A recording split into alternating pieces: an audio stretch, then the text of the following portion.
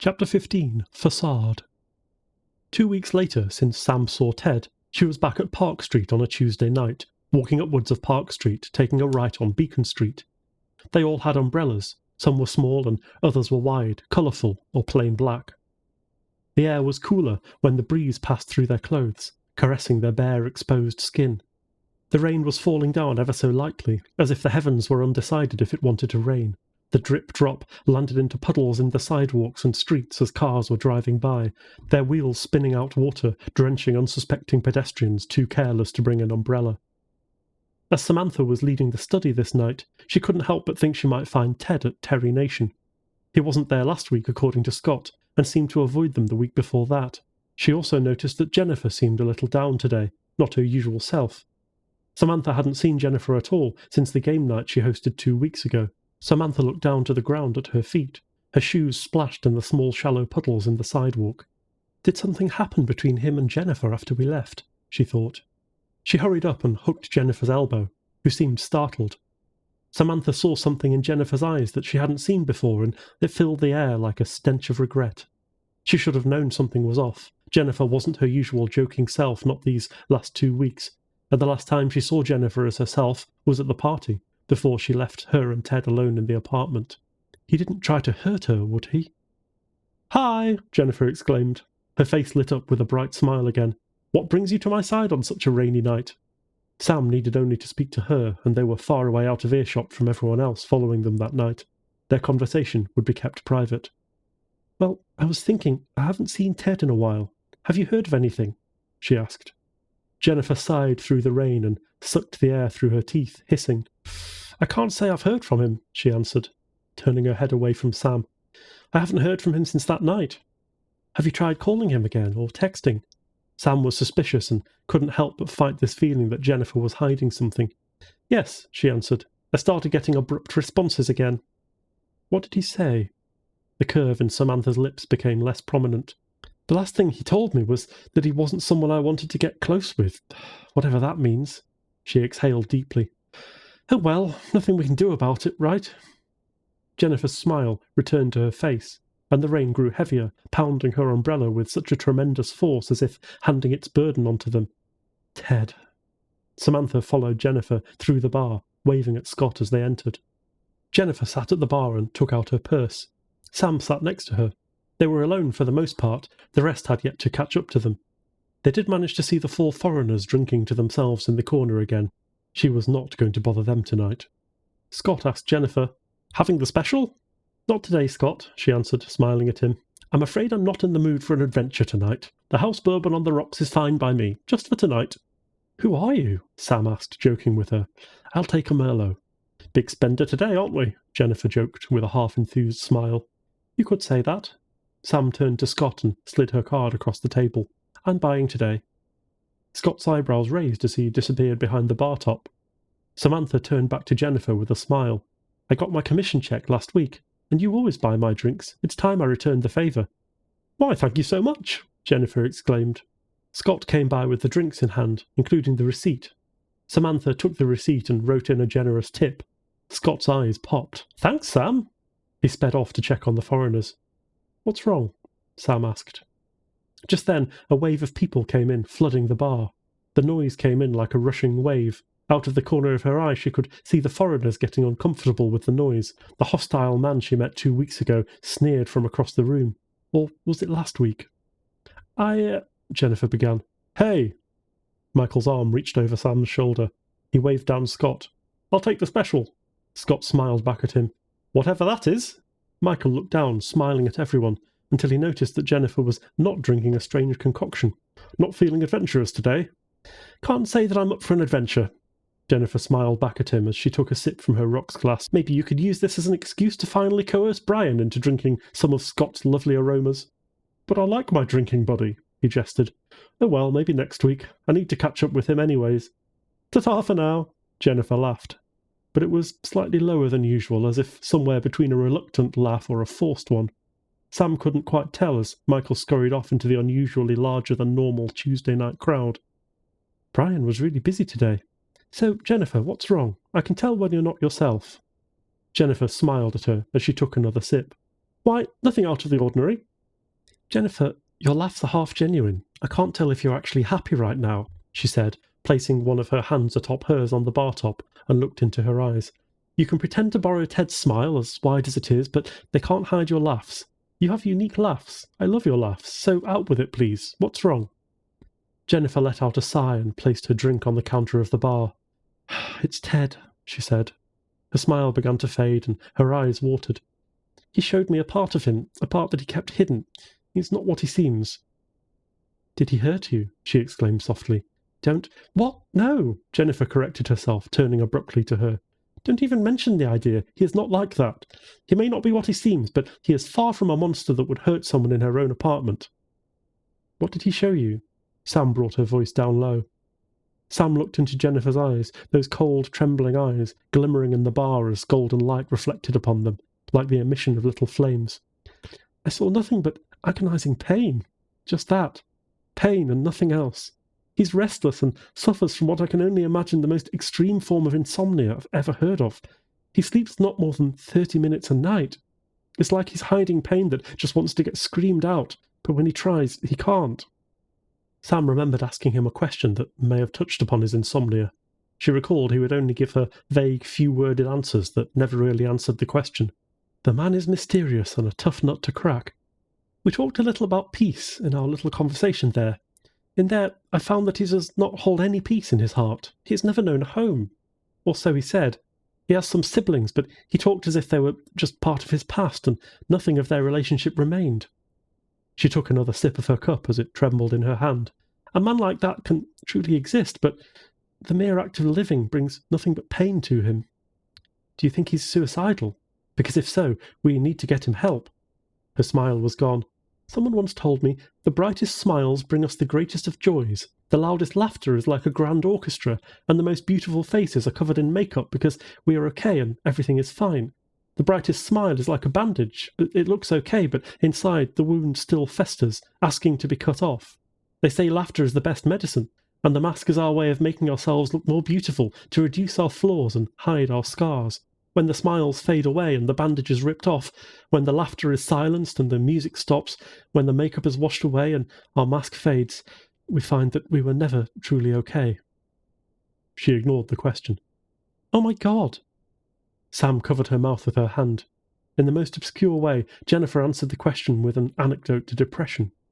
She understood the imagery loud and clear, but Jennifer never actually said she believed Ted to be in danger of suicide. I just wish I thought of it sooner, Jennifer said. Her face went blank as if staring at something that wasn't there. When was the last time you got a response from Ted? Sam asked. Last Friday, she answered. She put the glass down. She buried her face in her hands. Sam, if you would, leave me alone for a minute. I just can't. I can't. She choked on her last I can't. If you ever need to talk, she found herself choking on her words. You know I'm here, and you know how to get in touch with me. You know this. Samantha went into the crowd, searching for Erin. If anyone's had contact with Ted, it would be her, although Erin didn't seem to have any kind of relationship with Ted at all. Jennifer seemed to be the only one, and she wasn't even the first of us to speak to him. Samantha caught sight of Erin and walked up beside her, elbowing her. Erin looked at her, sipping from her cider. Well, Erin said to her, you made me spill my drink. I'm sorry, Sam hesitated. I needed to ask you something. Has Ted been showing up at work at all? Yes, still the workaholic. What is it with you and Ted? Aren't you and Michael dating? And I thought Jennifer had the hots for him. She turned in her stool and took another sip of her cider. What? Sam stepped back. No, I'm not dating Ted, but that's not the point. Look, it's just that he's new. I'm not romantically invested in him at all. Here he is in Boston, by himself, and he doesn't seem to have any network of friends or family here. He comes off as a loner, Samantha replied. Did he seem off to you? No, he seems like the same old Ted, Erin answered. I mean, he comes around like clockwork. He moves around the clock always. His behaviour doesn't really change. What about after Jennifer's apartment the week before? She asked. No? Erin scratched her chin. Sam felt defeated. She was trying to piece together who Ted was, and knowing now that Jennifer was emotionally invested in him, she felt a wave of concern fall upon her heart. Ted was like an already drawn-on canvas, vibrant in colours, but the artist is unknown, and his strokes of the brush are unknown, hidden upon layers and layers of paint, layers of different personalities, all competing for dominance on one painting. Wait, Erin said. Her voice dropped a bit. Actually, I suppose this was a little unusual. On that Monday he seemed very energetic, more so than usual. It would have been like he got a good night's sleep or something, or accidentally inhaled some speed. That would have been cause for concern, but he immediately went to his typical self the next day. I see. Did he disappear again? I suppose you could say that. Look, Sam, a man like that sells himself to his work. For him, it's like nothing else matters or exists outside of it. Trust me when I say this, you may see him again, you may not. He may readily move across the country tomorrow if he thought to. He isn't the type of man to keep friends. At least that's the vibe I get from him. That's a sad life to live. Sam's voice dropped. He seems satisfied with it all the same. Erin sighed. As much as I would love to have his level of success, I mean, that is a ton of money. I wouldn't trade my friends and family for it. Satisfied does not mean fulfilled, Sam reasoned. But what if he doesn't want to be fulfilled? I don't think he wants a fulfilled life, Erin gave her rebuttal. Look, people get into stocks to make money, and to make a lot of it. Ted, as far as I can tell, has never lost anything so far. His portfolio and the portfolio of his clients grows exponentially. He doesn't seem happy with it, like he goes through the motions. She let out a deep sigh. It's like, whatever he's going through, that he's just stopped caring. He doesn't seem to care about the money at all, and he's raking it in every single hour. My suggestion, if you don't see him again, is to just let it go. Just let him go. I see. Sam didn't feel like talking about this anymore. She was concerned, as if something was pulling at her heart. Thank you for that. Look, Sam, I'm sorry. Erin looked her closely in the eyes and put her free hand on her shoulder. For what good it is worth, I completely agree with you, and I don't think it's a healthy path that he's walking on. And I don't know if this is going to help you get anywhere with him, but I asked him about that last big deal he brokered out and why he didn't seem satisfied with it. It was because he knew the answer. It's like he wants to be wrong, as if there is one mistake in his life that led him to believe it was inevitable, like being wrong would undo that mistake. Thank you for that, Erin. You gave me more than I could have hoped for. She smiled, but she couldn't say she felt happy about the answers she received tonight. Samantha left Erin to continue whatever conversation she was having with Brian. She understood that Erin spoke from a place of matter of fact and with little empathy. Of course, she meant well, and certainly no malice was ever intended. It didn't always come across that way, especially with this.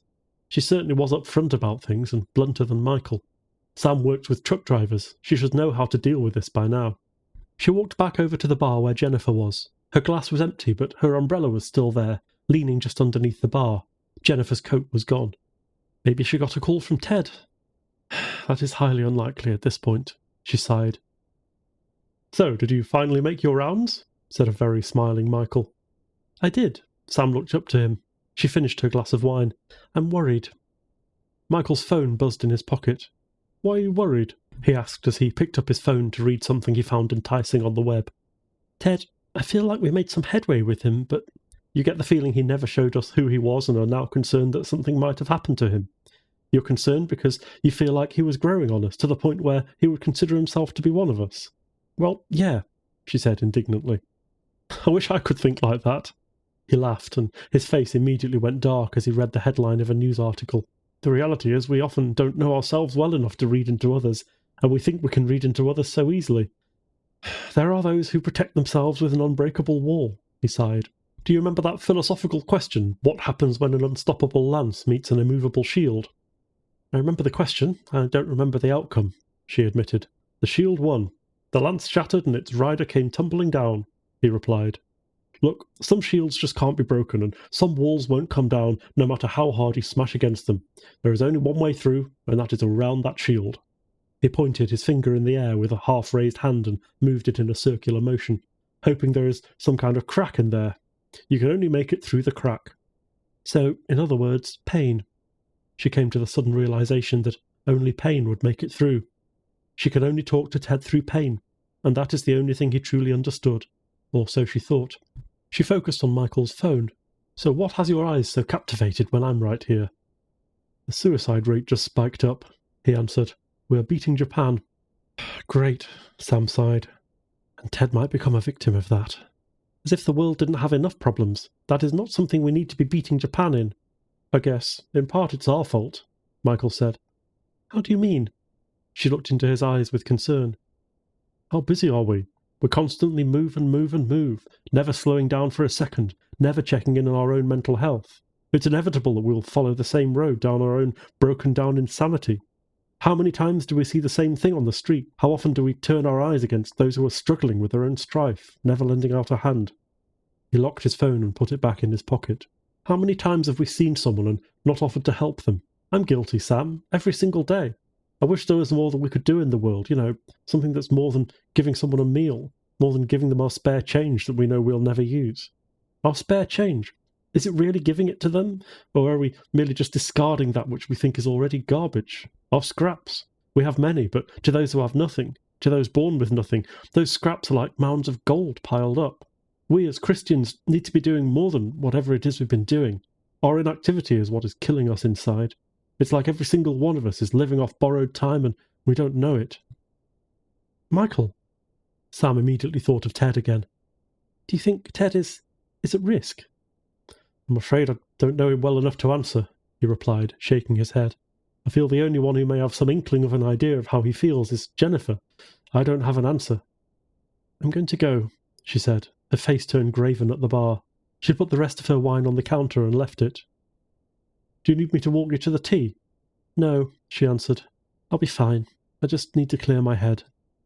He smiled at her as she turned away, walking out of the back of the bar.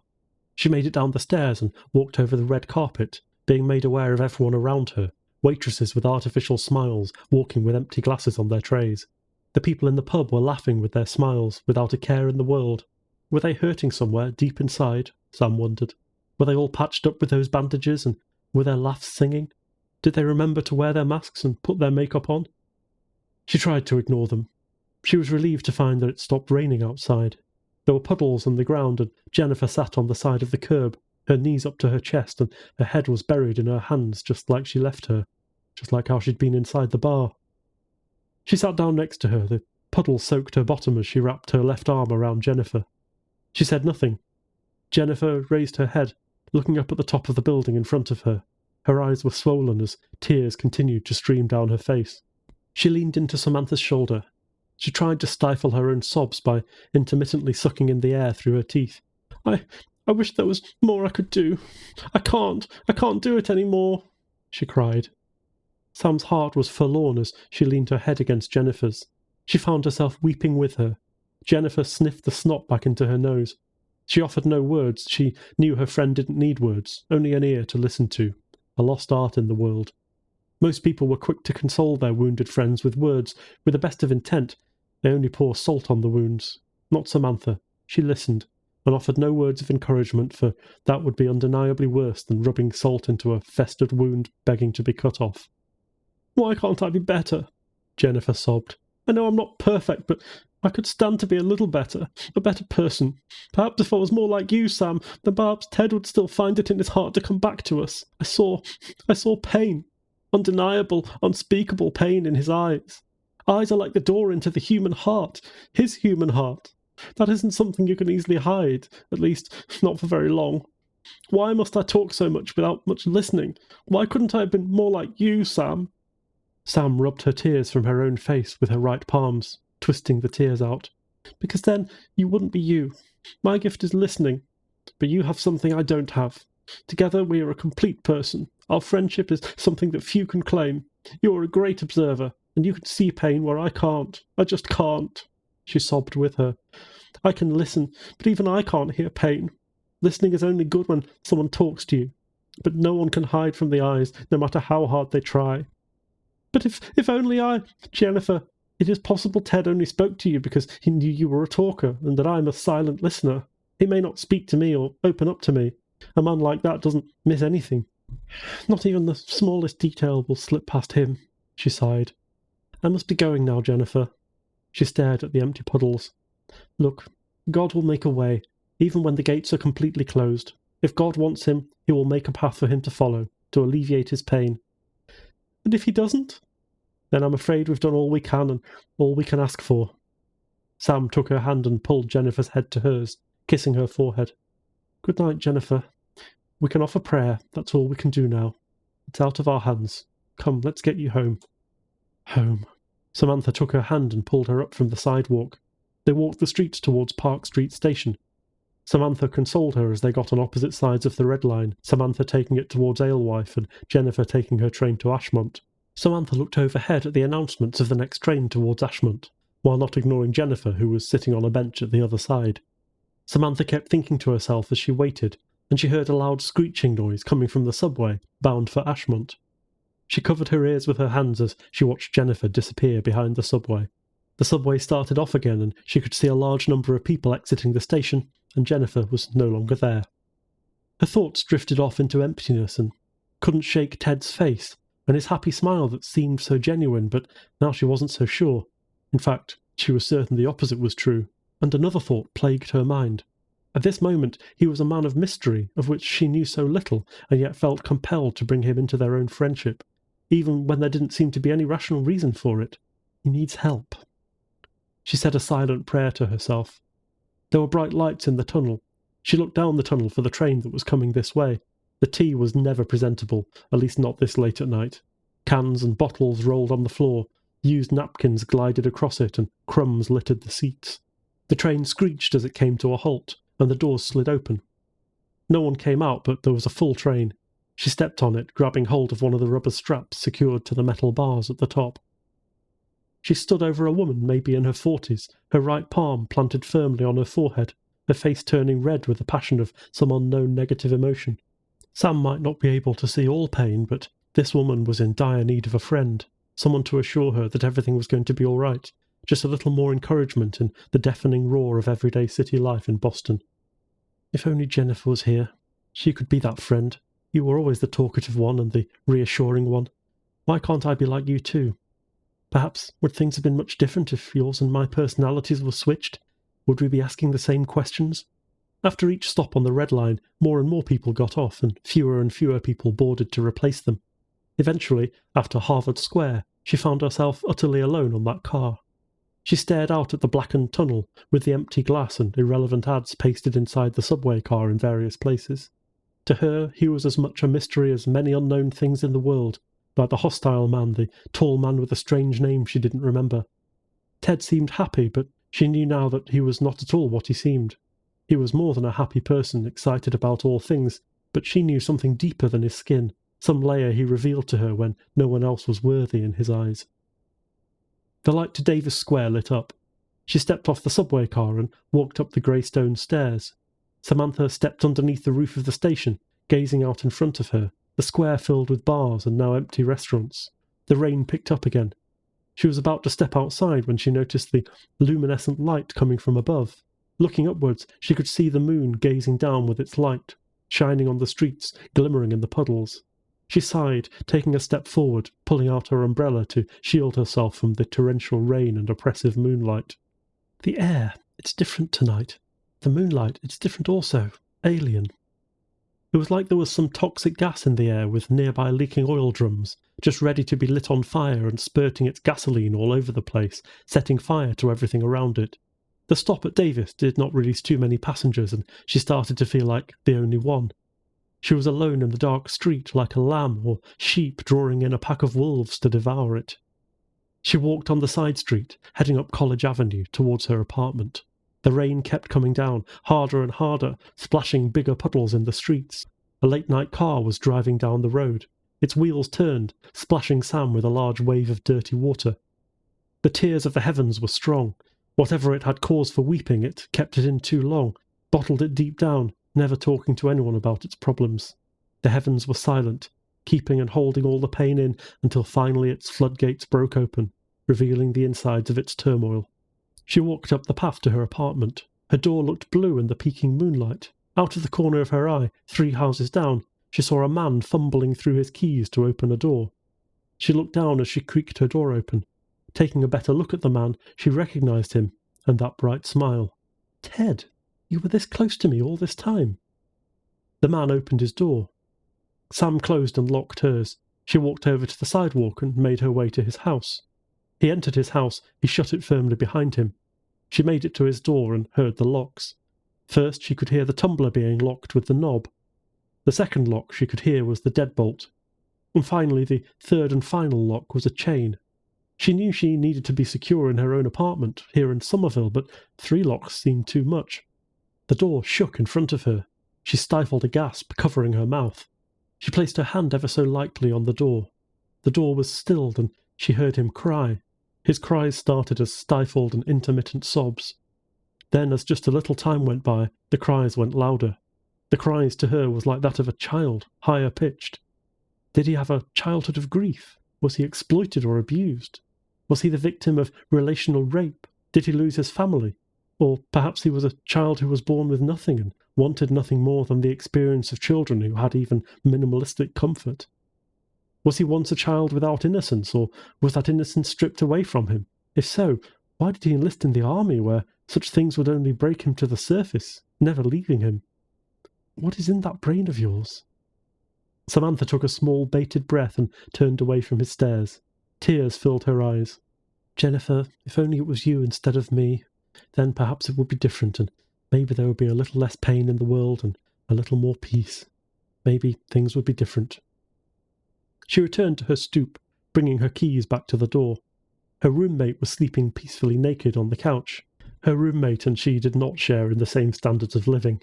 She wouldn't say she was particularly fond of her roommate either, as she tended to leave things messy, especially when she knew Sam wouldn't be home until well into the night. Samantha walked into her roommate's bedroom, yanked the blanket off the bed to tuck her in on the couch her naked body was laying in.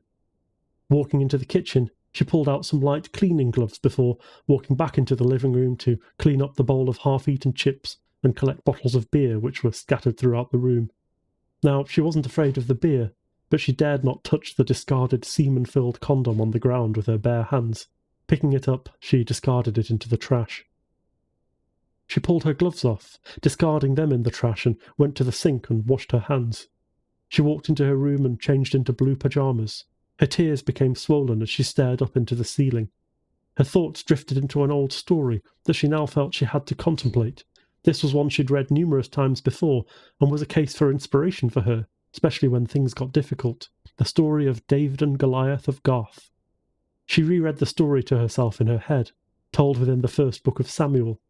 She went over the entire tale, thinking to herself, why is this coming to me now, and at a time like this?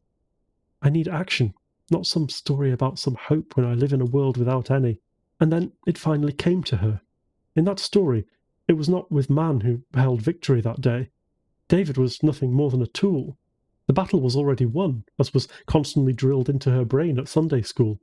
But though God never required the assistance of man, he wanted it. God is like a father who asks his 6-year-old son to help change the tyre of the car on his day off. Of course, he didn't need the help, and with the help of a little boy it would only make the task more difficult, but it was an excuse to spend time with his child, because, after all, that tyre never needed to be changed, and so sometimes action was required by humans. So, Lord, that is what you ask of me. She pulled out her phone off her bedside table. She opened up her calendar and went to this coming Saturday. 10 o'clock a.m. Saturday, brunch with Ted. Just hang in there, Ted, just a little while longer. Please, just a little while longer.